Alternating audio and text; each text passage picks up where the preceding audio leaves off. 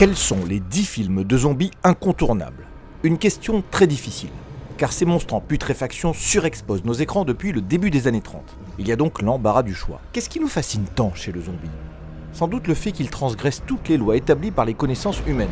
Il contredit la notion de repos éternel, il réfute le caractère définitif du décès, il brouille les frontières entre le monde réel et l'au-delà.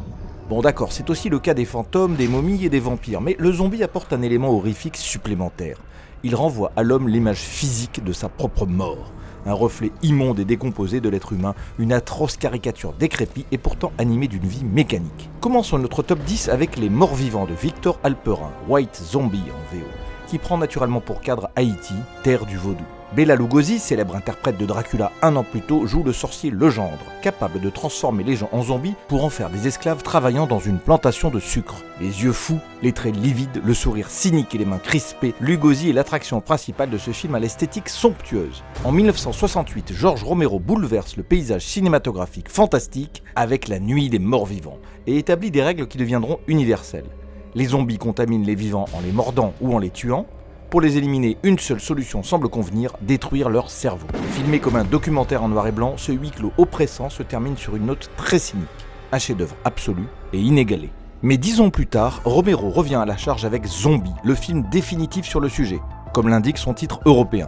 Son titre original est Dawn of the Dead, autrement dit L'aube des morts. Mais beaucoup préfèrent la version européenne, dont le montage fut supervisé par Dario Argento, avec une musique du groupe Gobelin. Un film ultra gore et une géniale satire sociale où les zombies qui errent dans les rayons d'un supermarché caricaturent les pauvres consommateurs que nous sommes.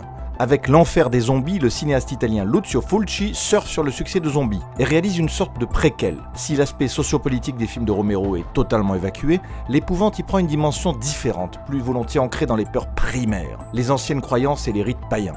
Avec en prime plusieurs scènes chocs comme ce combat d'un zombie contre un requin, la résurrection d'un groupe de conquistadors et une gigantesque boucherie finale.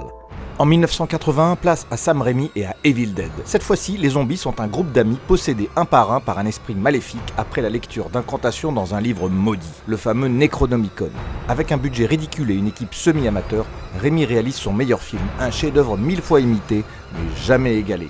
On adore aussi bien sûr ses 2 séquelles et la série TV H vs Evil Dead, un peu moins le remake.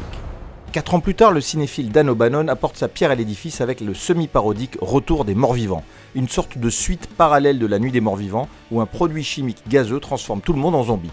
Petite nouveauté, certains d'entre eux parlent, notamment le dégoulinant Tarman qui se décompose à vue d'œil en vociférant « Cerveau » chaque fois qu'il croise un être humain. Ultra culte.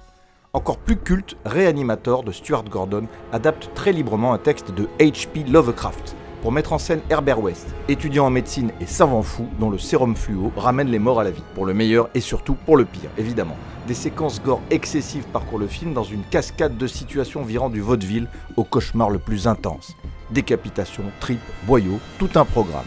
Dans Cimetière, en revanche, ça ne rigole plus du tout. Marie Lambert adapte avec beaucoup de talent l'un des romans les plus glauques de Stephen King, où tous les tabous sont bousculés sans la moindre mesure. Un cimetière indien ayant la capacité de ressusciter les morts sous forme de zombies sauvages et meurtriers, l'horreur frappe de plein fouet une famille américaine venue s'installer dans le Maine. Peter Jackson, lui, a une vision tout autre des zombies. Avant de devenir Monsieur Tolkien, le cinéaste néo-zélandais éclaboussait les écrans de sang et de tripailles.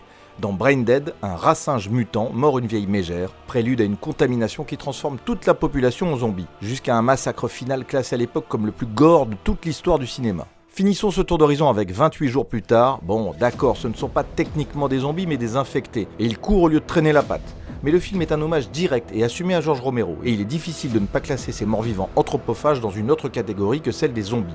Une belle relecture du genre que Danny Boyle filme avec de tout petits moyens et une redoutable efficacité. Et s'il fallait citer le pire de tous les films de zombies, très difficile parce que là il y a vraiment l'embarras du choix. Une petite préférence quand même pour Raiders of the Living Dead, dans lequel le héros est un enfant qui démonte un lecteur CD pour en faire un pistolet laser et tirer sur les zombies. Ça vaut le détour.